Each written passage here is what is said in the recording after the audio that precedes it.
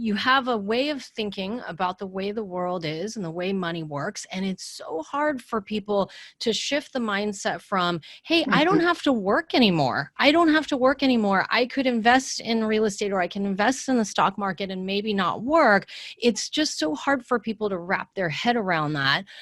So what did you do? What were some of the things that you did to help you? I think the first step was getting real with our numbers. I think we had our head in the sand and we didn't want to know, we knew we didn't have enough money, but we didn't really know where we stood.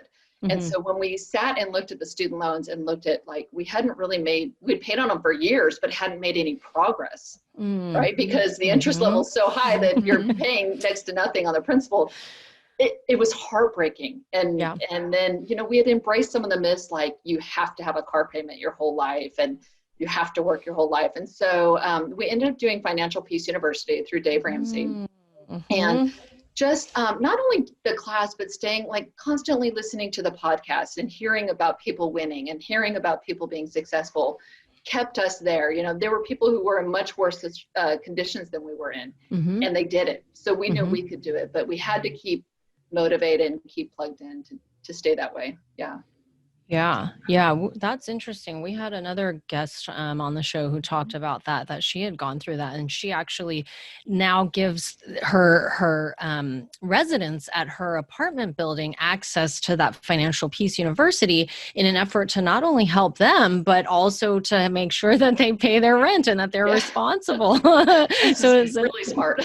Yeah. So I'm curious, have you invested in all, like, real estate and stocks and all the different things that you teach, and if you have, how did you get into that?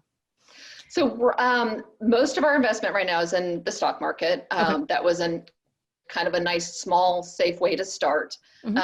Obviously my business is an investment. So building that, and then we are in the, kind of in negotiations right now, my husband and I, talking about getting into real estate and what that would look like for us and where, what kind of things we would want to get into. Exciting.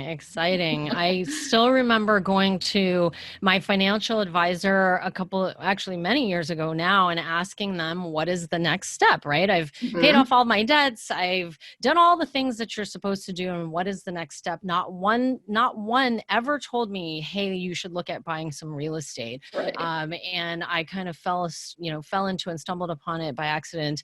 And then, here I am now years later, and, loving it. But yeah, so you're in a very exciting place because you're at that point where you can start exploring different asset classes.